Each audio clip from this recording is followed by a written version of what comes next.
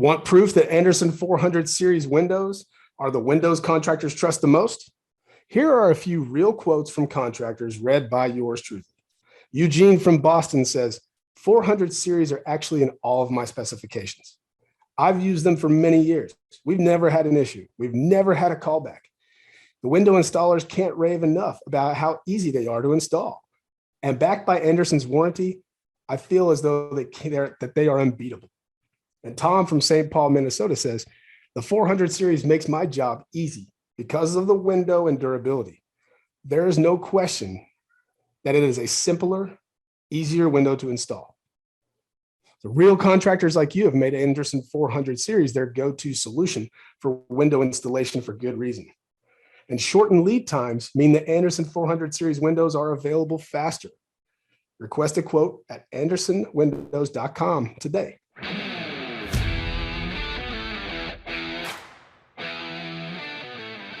All right, everybody, this is going to be a little bit of a different format for the Contractor Radio with Contractor Coach Pro. I know that you're used to seeing Jim Johnson, Nathan Thibodeau, or John Townsend, but today you got me for one reason.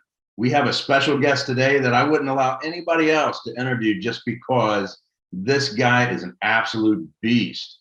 And I want to introduce everybody to Sean Winkle. Sean, man, thanks so much for coming on Contractor Radio. Yeah, man, I appreciate it. It's cool to hear somebody, just kind of speak like that and, be talked about as someone that you wouldn't want anyone else to interview, as one of those, especially being a role model in the industry for me, so.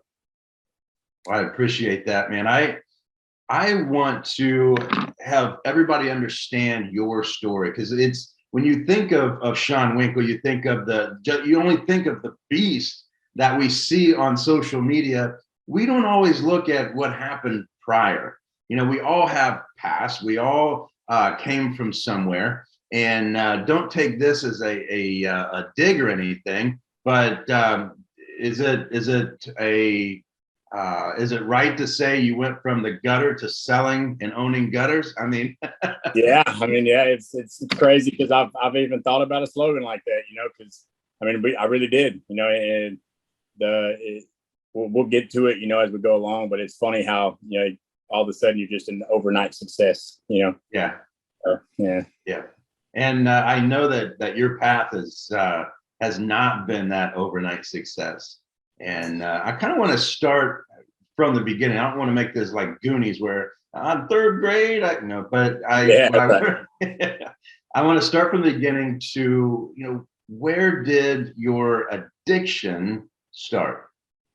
So it's crazy. I was 23 years old, man. I was a sergeant in the Army. And I was in a relationship and had two little girls with a beautiful woman. And I had never lost anything my whole life. I was good at football and all this baseball and all this cool stuff. And I was, it always seemed like I could have a group of people around me all the time. And so I had never experienced loss. Right. And then, I came home from work one day and we had some issues along the road, and I come home and she was gone and I didn't know what to do. I had never lost anything, never knew how to cope with any type of grief or anything like that. And so I was managing a club downtown also as a security manager on a big nightclub downtown Little Rock, and where anything you want is accessible. Right. And so the first person that offered anything to me, and I used to turn it down all the time. I did it because at the time I was in this stage of like depression, really, and so I used it, and it was methamphetamine, the very first drug I ever did in my life, and for the next 12 hours or so, I didn't think about her or my girls really, and so when I sobered up and started getting my mind back right, they're the first thing I thought about, right, and so I tell people all the time it's kind of a joke, but it's really, it's reality is. I got high one more time for 3 years, and because I didn't want to deal with those feelings ever again. And so I just maintained that numb and heartless, emotionless dude that I was, so, yeah, that's how it started. So how did you get clean? Because obviously that's not an easy process.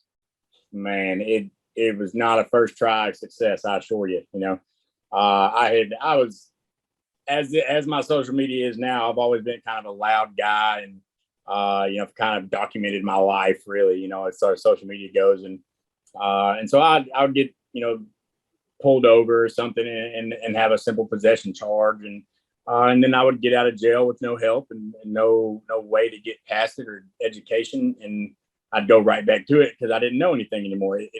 It took me about 3 months to lose every bit of mentality and life strengths that I had, you know, and so I never relearned it. And then, you know, the last time it was June 26th of 2019. I got pulled over for the last time, you know what I mean?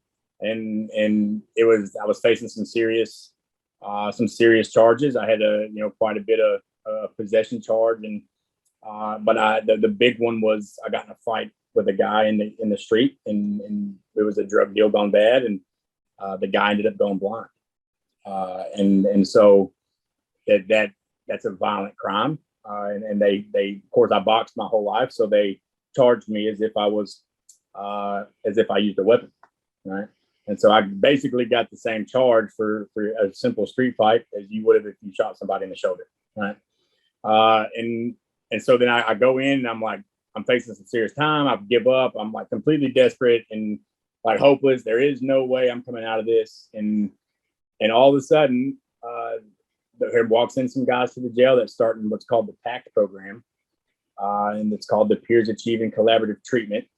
And what it is it's people that have lived the same life I lived and done the same dumb stuff I've done and have found a way to make it out on the other side and be productive members of society.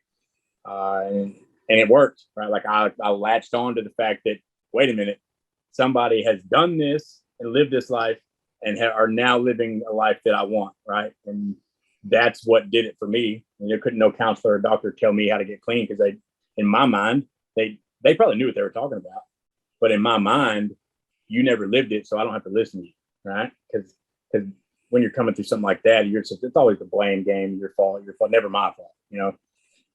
And so, yeah, I graduated that program and met some people along the way that have continued to shape my life and continued to reach out. And I got those phone numbers that I can call whenever the times get tough and those urges come back, because they do. I mean, it's a battle. It's a battle, you know. And I think it will be for the rest of my life. And the only thing about addiction that I can say now is when you make a decision to get clean, and if you're dealing with anybody listening, if you're dealing with family that's going through it, man, like they mean what they say when they say they're done.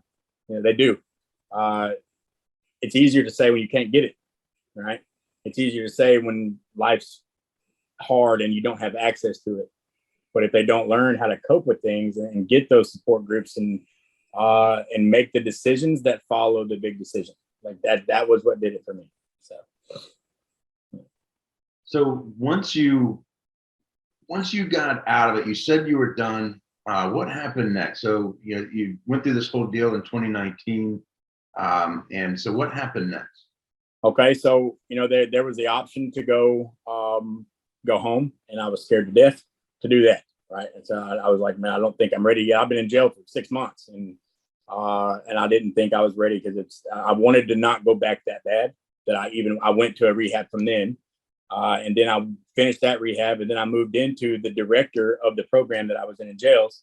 He had Kim-free houses in the free world. And so I moved into those before I ever even transitioned into a normal at all life. Right. And I started working for Ace Glass, installing commercial glass for schools at $11 an hour at 27 years old. Okay. I made enough money to put gas in my truck. That's about it. And then I did that all the way till July 27th of 2020. And that was the day but we're actually, this day, 2 years ago, this is going to blow your mind, Chuck. This day, 2 years ago, Brad Barron messages me on Facebook. I just got the memory on it this morning. I looked and says, hey, man, I'm coming to South Carolina tomorrow. You got an interview on the 27th. Right. So that was 2 years ago today, the 25th. And that was the day that I would have followed that guy. He was my commander in the Army, my very first one. And I would have followed him to McDonald's if that's what he said he was opening. You know what I mean? But that was the day that changed my life. You know, they brought Cornerstone to Arkansas. And I was the first Arkansas hire.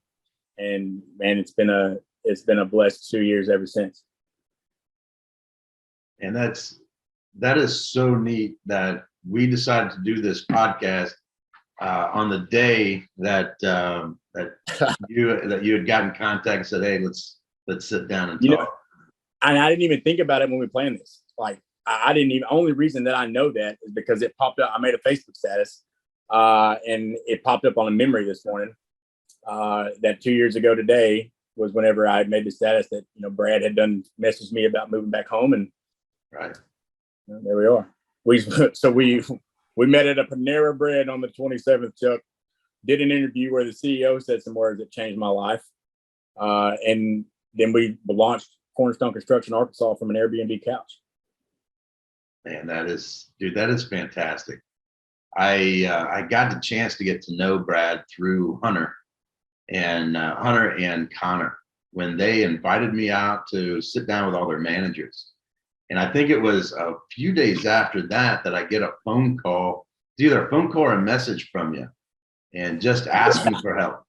Hey, man, I want to reach out and just get some information from you. So I think is what you said. Yeah, man.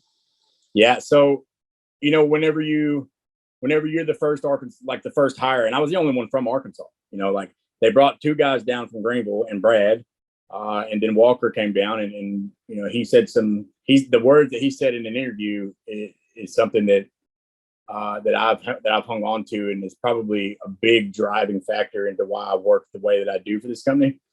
But yeah, there wasn't really anybody to teach me how to do this, you know?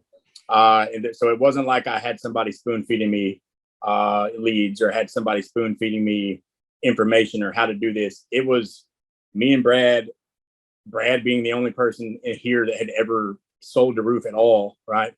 And Brad was so busy branch managing and trying to figure out how to get an office to go that I had to figure out how to make the field happen. Had some good success, sold 18 like my first 30 days out. Right. And don't get me wrong, that sounds great, but there was 14 days where I got told no every door I touched, you know, until I finally got the yes. And then I just started manifesting a process. And it wasn't long, about 3 months later, I was selling more than anybody else in the company. And then, you know, it wasn't very long after that we need a sales manager in Arkansas. Right. And so then I was like, oh Lord, now I got people depending on me, and I've been doing this 4 months, you know?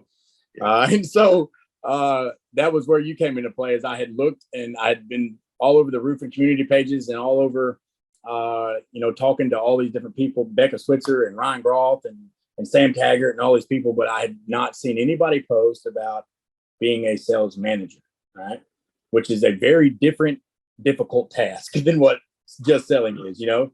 Right. And so, yeah, that was why I reached out. Brad had told me, he said, man, look, Chuck is just one of those guys that, you know, that his process works and it's proven, and he actually helps. And there was a couple of things about you that stood out that I grabbed onto, right? Like, and one of those things, and I'm just going to go ahead and say it, one of those things being, I talked to several people, and every single time, okay, the first conversation was, now who do I contact about getting paid?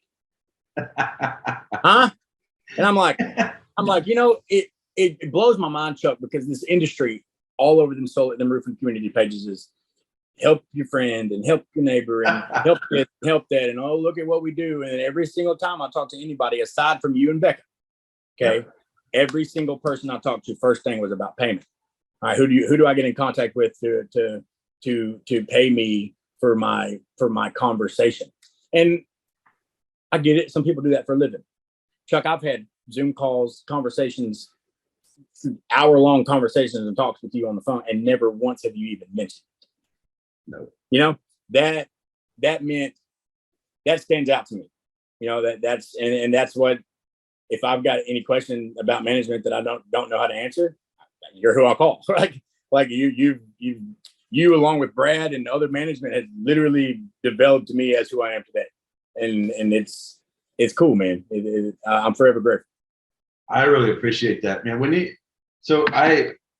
During my time inside of home improvement, inside of my time as a manager, I've always lived by it. I've heard it and lived by it is, if you do the right thing, the money's going to come. And it's, for me, I was one of the top sales reps in the country in mortgage. And the money came so fast. And my wife, when I told her that I wanted to become a sales manager, I mean, she was devastated because she knew that the gravy train was about to be over. But that moment that I was able to help somebody the first time where they were going to have to go back to a $30,000 a year job. And now, I mean, this person that I helped is still making $400,000 a year. And that does something to you. Just like with you, it's not always about the money. And I want to have your story about Madison, but there's so many people that come under you, and that is worth more than anything you ever get paid. And so, I know that Becca's the same way. She has that heart of gold that just wants to help. I'm real big about sending the female reps that I have to Becca, right? Becca knows how to use that female persona without having to play this little game, to try to make sales happen. Like, she knows how to be a sales rep as a woman in a man's industry, right? Which is total bogus, right? Because if you're not hiring female sales reps, you're insane, right? Like, you need to grow up or something. 2022, you know what I mean? Because Brianna gave me a run for my money last year, and in the company, I started sales managing, so my sales kind of backed off a little bit, and because I'm trying to focus on the team and do that whole thing, and so she actually passed me up, and I was like, dude, no way. So I turned it on in the last quarter, right, and passed her back up, and it's been an ongoing joke since then. But when it comes like that, I want to get back to what you were just talking about though for a second. I have a whole bunch of people that are under me now, right? And my solar sales team, man, they've got more experience than me in abundance, right? Like abundance. Between 5 of them, they sold $35 million in solar last year. Okay. And I sold $1 million in the month of February, right? Like that's the extent of my solar career whenever I'm trying to recruit like $35 million worth of closers, but I got the job done, right? And regardless of what goes on, when you're a closer, you're a closer. And that's the same thing in hiring, bud. You got to close them. And, right. But it's the self-fulfillment that I get out of the people that I watch go from situations that I was in, right? And that's the biggest value to me in this industry, is it has given me a platform to make a change, right? Like a legitimate change. And those $35 million worth of closers, hey, they had money when they came over, man. I love them to death, and those guys are crucial to our team and always will be. But the ones that didn't have nothing and that came from other roofing companies, not selling a dime because they didn't know how to, and the company wouldn't take time to teach them. And then to watch them now, as she's the number 2 rep in the whole company, right? That right there, dude, is worth way more than the $250,000 I've made this year. Way more. It's and man, I'm right there with you. The feeling you get, the hair that stands up on your arms just when you think about it, that every time you see her and see the big smile on her face, knowing that you didn't just change a life, you changed lives, because it's a domino effect. That she's going to take the knowledge that you gave her, she's going to pass it on. That's just human nature. It's so cool, man. Like, I had Brad there to fall back on with any like life problems because I was in the Army before I was an addict, right? So I was really good at doing exactly what I was told, right? I was never good at making my own decisions in life because I never had to do it, right?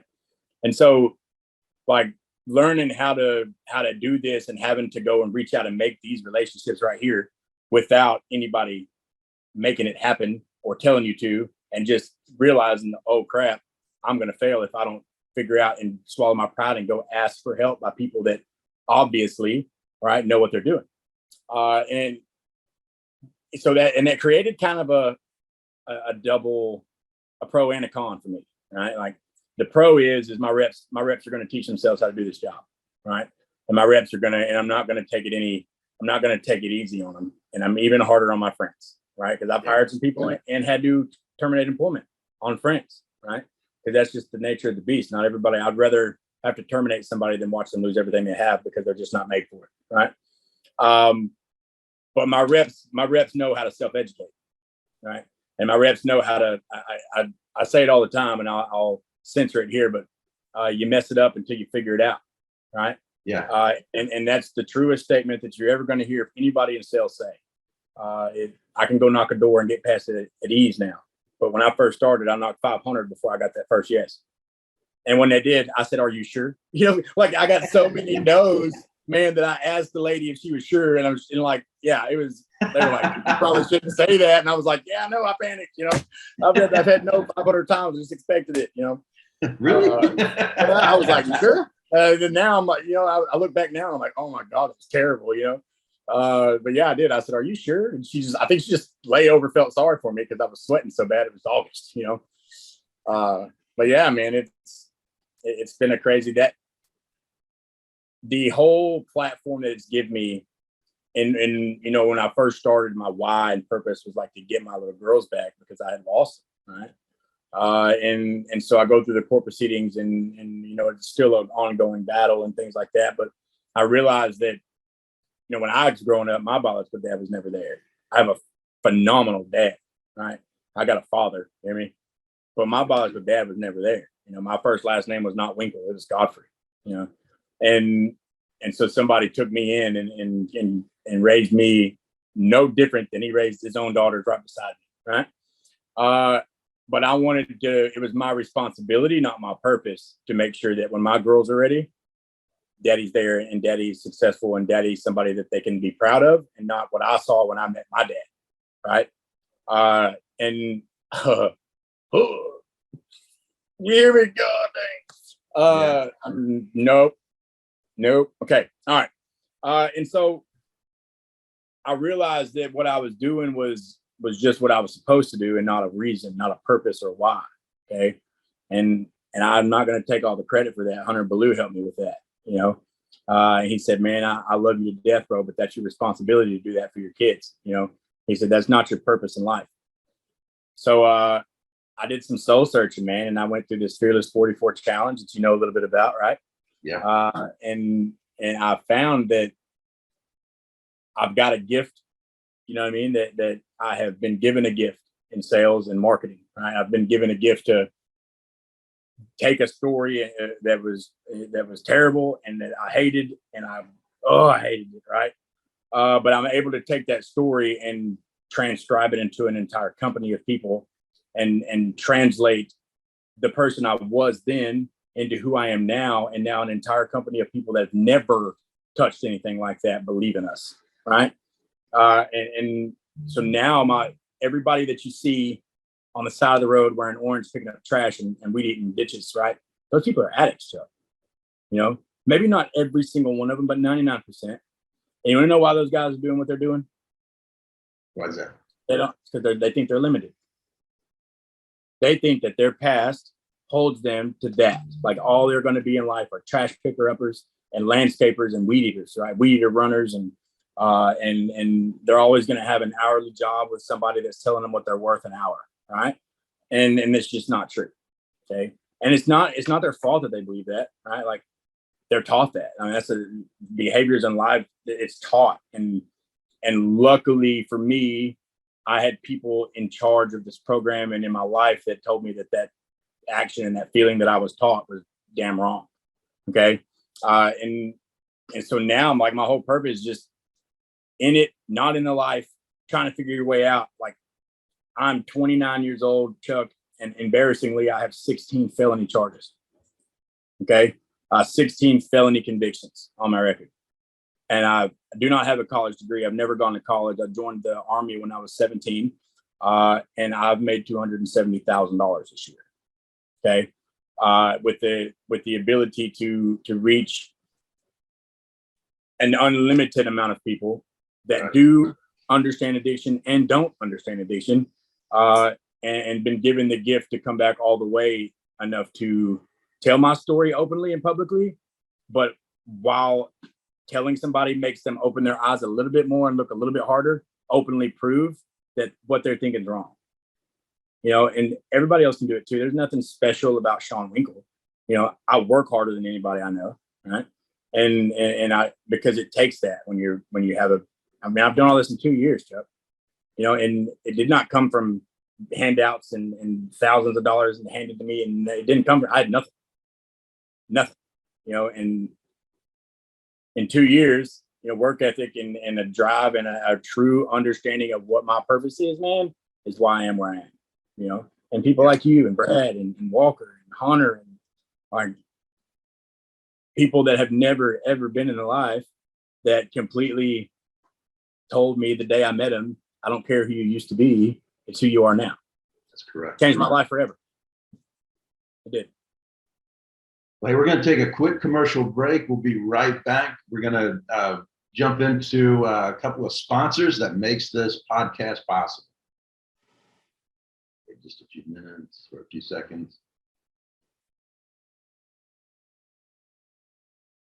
All right, so we're back. We're sitting here talking with Sean Winkle. Sean, what I want to jump into right now is I want to get into some meat of what makes you so successful as a sales manager first. I want to get into the sales rep piece, but what makes you so successful as a sales manager?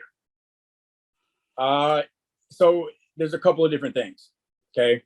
As a sales manager, I have been given the ability to learn from the people ahead of me, to not control everything myself. Okay. And that is a successful trait, because when I first started doing it, it was Sean's way, or, I didn't really care what you were saying because Sean was the top rep, and, and obviously my way works. But my way works for me. Okay. And so then I started talking to people like Chuck Thokey and talking to people like Jim Johnson, and went to top rep conferences and went to, RoofCon and met all these people and had that debate with Dale Childress, and learn and figured out that as a sales manager, it's not about you. I have the ability to inspire because I have a story and been given the gift to openly speak about it. Right. So I have the ability for that. My recruiting potential is phenomenal. And I was able to market coming into Cornerstone as a second chance company, and the people loved it. Right. Like I already had the media there. And so I was able to recruit people that were able to do the same thing, but also attract people that have never been in their life, like Brianna Moore, the one that gave me my absolute run for my money last year, as a new rep, never been in this life ever. Right. And now she's the branch manager. And so as a sales manager, I've learned that the value of mess it up until you figure it out carries so much more weight than me spoon feeding anything you have. Right. So I think that's valuable, and also leading from the front, Chuck. I think there's a lot of value to that. Some people, I'm sure that there'll be some comments against that, and I'm okay with it, right? Like I'm the sales manager, and I'm also the number one rep in the company, and with over $1 million, that in Arkansas. Okay, like it's $1 million in roofing and over $1 million in solar, and I own a gutter company too, right? But the value of leading from the front matters, as long as you carry it correctly. Because when I was doing it at first, I wasn't carrying it right, and it really rubbed the team the wrong way. And like I would notice as I would throw in a bunch of numbers and hype it all up in the beginning of the month, like everybody else would almost draw down because, damn, now we don't got a chance to win this month either, And so then I started realizing that while I wanted to still win the month, I would hold off until mid-month and let them see themselves on that leaderboard and the names and those numbers. And then I realized when I started doing that everybody's numbers just jump, because now they're like, oh, they believe it in their mind now that they have the ability to be competitive, right? And they do. There's not a person that I have working for me that can't beat my numbers. There's not one. I make it hard on them to do so, right? Because I want to push them to be whatever they want to be, and they can all be top reps, but not everybody has to be a top rep. Like if you have a happy, consistent, great life, and you're not the top rep, but you have time with your family and balance, and you can do all these things, like why do you need to be a top rep? Find your consistency, find your balance, and live your life, man. You know, that's what the roofing industry does for us. So do you guys have a training process when a sales rep comes in? What's the training process like in your branch?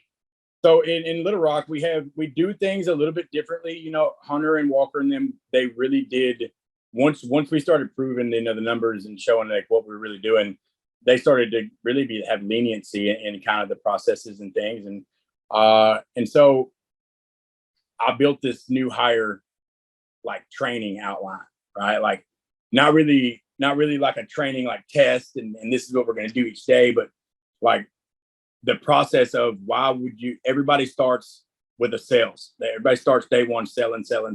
Why? They don't even know how to put a roof on. You know, like you can't sell something you don't know how to do. And so we started putting them with our operations manager and taking them out on builds day one. You know, can you climb the ladder? Are you going to be scared and have to call a firefighter to come get you off a roof? You know, before I ever, let's see if you're a good salesperson, right? And so then after that, we'll go into you finding out kind of what they know, and we'll do a 16 personality test. And then I remember making this phone call to this guy named Chuck Thokey, and I was like, hey man, I need to figure out, I'm watching people lose their stuff, right? It's like I'm going broke in the beginning of my sales manager days because I'm recruiting people knowing they don't have a bank account to fall back on, right. But I recruited them, so I feel obligated to pay that truck payment whenever they're about to lose. You know, I feel obligated to make sure that their kids have got the house over their head that they can't afford right now because they just trusted me in moving to this industry. And so, thanks to you, I quit doing that, right? But I didn't know how to weed them out. Right. The con of being an addict that was given a chance is I feel obligated to give every addict a chance, you know, and I feel obligated to give every person that's not an addict a chance, because what if me giving them that chance makes another Sean Winkle, right? But another Chuck Thokey, another Brad Barron, another Walker, another Hunter, like, but how I didn't know how to be stone cold sometimes, because you have to be. You know, and absolutely have to be. Yeah. Man, you told me that one day, and it wasn't a month later. I watched one of my guys lose their house, and the girl left him, and the kids were in a separate home now. And I was like, you know what? Chuck was right. I don't know why I didn't listen to that dude in the beginning, because I knew better, you know. And now, like day 3, they're gone if I know they ain't gonna make it. You know, and maybe I fired some people or terminated their employment, and I was wrong. But I'd much rather them just go to another roofing company and prove me wrong than me watch them lose something here. We call it being successful someplace else. Yeah. I have let some people go that if I would have kept them, they would have sucked today. And now they're extremely successful insurance agents or whatever. It's fun to watch just because not everybody's cut out for this. Man, the fact that you just said that hit me right in the heart, man. I got a female that was working for me named DK. It's the only person that I've ever hired on that I ever did anything before with. Okay, like she was dating a buddy of mine. We had actually been high together before, you know, and that was a big like stepping stone for me, because I didn't talk to nobody that I had ever gotten high with, you know. But she had changed a lot, you know, and she didn't do a whole lot of good for us, right? But she was loyal to the bone to Cornerstone, you know, and she turned down a position as a sales manager for another company here in Cabot, right? And with a salary as a single mom of 4 kids, okay, for a commission only job, because of loyalty, and she wasn't selling much, and so we fired her. Okay, she's not selling much. She's got 4 kids at the house. And we didn't have to fire her. Basically, I called her and I said, listen, either you take the job or I'm going to have to terminate you because I can't pay you a salary. And you got 4 kids at the house. She's now the general sales manager of that company. Okay. And thriving. I'm talking about she has taken my process and built her own into that and using all of my Facebook content and kind of using it as an outline to make her life and making buku money, you know, just had an 80,000 house hailstorm here in Cabot where her office is, right? Like just watching her absolutely go from the 1 or 2 jobs a month she had with me to thriving, to posting daily about her builds and a different build every day. And all because she may just not have been all that successful here because I was she was in the shadow, right? And now she's just killing it. That's a testament to who you are. There's a lot of sales managers that are afraid of letting people go. They're literally afraid of letting people go for their own reasons and not the reasons for that sales rep. And sometimes when I say their own reasons is that they feel sorry for that salesperson. You know, that salesperson would be just fine, you know, going someplace else, but they feel sorry for them and they don't want it to be on their conscience. So, you know, you have to know when it's time to keep somebody and when it's time to let somebody. And it's give or take, I think. Like Madison is my number 2 rep in the whole company. Okay. The whole company, man. When she was at Modern Roofing, she wasn't taught a thing. And I'll be the first to admit it took me a while to get her to where she's at. It took her a while to put in the work. She didn't learn it quite as fast as I did, and that's okay. All right. But now, okay, now she can tell you what to do. Right. Like now she can say, well, look, I didn't sell nothing but $10,000 from Modern Roofing in 9 months. I'm at $700 and something thousand instead of Arkansas for Cornerstone in 6 months. You know what I mean? Like it's insane. And also she does very well with us because she's the type of person that tell her she can't do something. Watch what happens. Right. Whereas in DK is already smart. She's already a project manager type person before she came here. Right. Underneath in our model, she wouldn't have been as successful here as she is there, right? And so go there, please, right? Like I want to watch you thrive. And a lot of sales managers, I make an override, right? And so a lot of sales managers in my position would be like, man, you lost 2% on her. I'm like, no, I would have made 2% of nothing because she's thriving there, not here, right? Let her live her. I mean, she's killing it, man. And there's no competition, no hard feelings. Like, hey, as a matter of fact, I've even called her a couple of times. Hey, look, this is what I'm doing.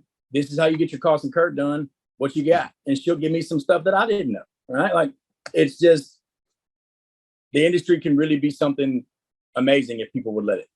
Right. You know. So well, Sean, I mean, this has been fantastic. You know, I would like to do this again. Can you kind of give us the story of Madison before we get off? I really am inspired with what you've done with Madison and how she's kind of come out of her shell and doing what she's doing today. Madison is a beast. You hear me? Madison is I don't even know the right words to describe it. You know, I hear a lot of people talk about me the same way. Okay. I love watching her Facebook. I mean, she is hilarious and has got a past that it is not my business to tell it, but she's wide open with it. Okay. And she will tell it. She has lived a similar past, if not much, much deeper than mine. Okay. And when she came, I remember my breakout month, February last year, was when I was talking to you. I sold 28 jobs in a week because our operations manager in Greenville told me that I couldn't. Okay. He said I couldn't do 20 in the month of February because we had 17 inches of snow on the ground. Right. And so I sold 28 in 7 days. Right. And I had met her during that time period, and she was at another roofing company, and you know, she would text me about numbers and stuff. And I was like, you know, and she would ask, and there for a couple of days, I was like, you know, it really doesn't matter where I'm at. You go out there and hit them doors, you know. And third day, she was like, hey, look, where are you at? I was like, listen, I've sold 28 in the last 7 days. Like, don't be discouraged. You know, like I've got a market built. I'm out here banging doors in 17 inches of snow on the ground because I'm a freaking psycho, right? Like, I got a point to prove. And she digged it, right? Like, she was like, that is great. So she decides to come over to Cornerstone. Okay. and she likes the atmosphere. You know, I'm always public appreciating my reps, and I think it's very valuable that I public appreciate and share my gratitude without it being about me, right? And because it's not, they're doing the work, man. Like, and even like I almost said something like, and you're saying it right. I just don't view it. I try to maintain my humbleness as much as possible, because I can be big headed and I can be extravagant about things, and I want to make sure that nobody thinks that I did anything for Madison. Okay, like Madison did this, you know, and she came in and she put in her effort, and she still struggles, and she still has issues, and she still has a lot of things she has to fix, just like I do, right? But she's the only other person that works as hard as I do, and so to me, it's a direct reflection of not how good of a salesperson you can be or how manipulative you can be in someone's mindset. It's how hard do you work. That's the sales world for me. Okay. And so she came in, had sold like nothing for Modern Roofing at all. It took her a few months to get going, ended up being one of my top reps for one of those 2 months in our first, few months out. To January 1, I'm like, look, this is the year, y'all. Like we're fixing to either show what we can do. And I've been hyping this up all December. January 1, I'm starting Fearless 44. Me and Madison go through the whole Fearless 44 together, right? Like I've got 4 reps that did it with me, and I'm following it with Hunter Ballou. He's got people in different branches doing it. And so next thing you know, I'm at like a couple 100,000 in like week 2 of February, right? Or week 2 of January, and she's right on my tail, right? And I'm like, where did this come from, bro? Like, what is going on, And so then it was, they wanted me to build a solar team, and so I was like, okay, I got to build a solar team. In order to do so, I got to sell solar. So I focused on nothing but solar in February. Okay. Sold a whole bunch of solar, like $1 million, 1.09 million in the month of February, right? Just so I could go recruit these guys, because I needed numbers to show. Right. I come back March 1 to the roofing world, right? And Madison's like above me by $100 and something thousand in the roofing side. And I was like, no, it's not going to happen. My pride got shot for a minute, and I'm like, oh my God, no way. And so, but it was in a prideful, very happy for her way, right? Like I got to watch her finally hit that switch where she believed in herself. Okay. Because that's something that addicts bring with them, even when they're making money and even when they're doing great things. A lot of times you self-doubt, because in your own mentality, when is it going? Everything's too good to be true. When is it going to stop? When is it going to crash? Right. And so I got to watch that switch. I wish I had a switch by me right now, man, because like I watched it turn on, and at that moment, like I always questioned if I was a good sales manager, man.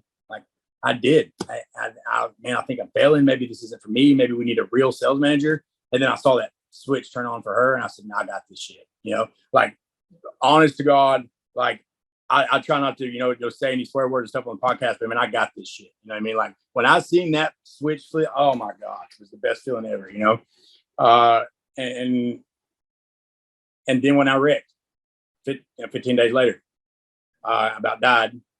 Guess who's leading the way when I come out? I come out the hospital, man, and I've been tagged in every video build that Cornerstone's done since I wrecked, and tagged me and everything. And Madison's right there, with the vets leading the way. Like she's leading door knock sessions and knock the blocks, and she's organizing this and organizing that. And God, I love hearing that, man. The tears in your eyes right now gives the dedication that you have for your team, bro.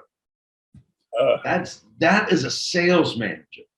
Please understand, dude. I go into hundreds of companies every year, and very seldomly do I see the tears that are in your eyes right now, because you care more about them than you care about your own paycheck, and that is what truly makes your branch what it is today. And hats off to you, bro. It's you come a long way, and you're just scratching the surface of where you're headed in life, man. We we as a team we as a team are going to go a long, long, long way, and regardless of acquisition to here, to back to acquisition here, to back to, it doesn't matter. It doesn't matter. We could be a whole nother brand and we're all still going to be there, so it doesn't matter. So. Yeah. Well, man, as always, man, I love you. And you. I love you too, dog. For real. You are an absolute beast. Keep doing it.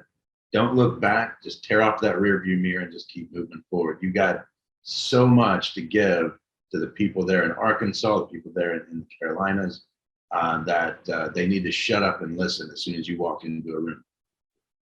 Man, I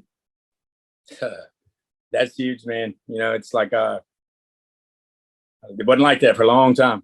You've earned that right. Appreciate it, brother. All right, man. Well, that's our podcast for today. Sean, man, I can't wait to hear what next level. I know that we didn't really get to jump into your high caliber, your gutters, but I see what you and Brad are doing, and I myself am inspired. So keep crushing it, man. Yes, sir. Yes, sir. We'll get to it next time. We'll get we'll have another one of these soon, I'm sure. All right. Sounds good. All right, brother. Bye. If you're a window installer, you deserve a simple choice. Andersen 400 Series windows. They're the windows contractors trust most based on a 2022 survey of U.S. contractors, probably because they have fewer callbacks and extra peace of mind. And thanks to shortened lead times, they're available even faster. Make your go-to windows Andersen 400 Series. Request a quote at andersenwindows.com.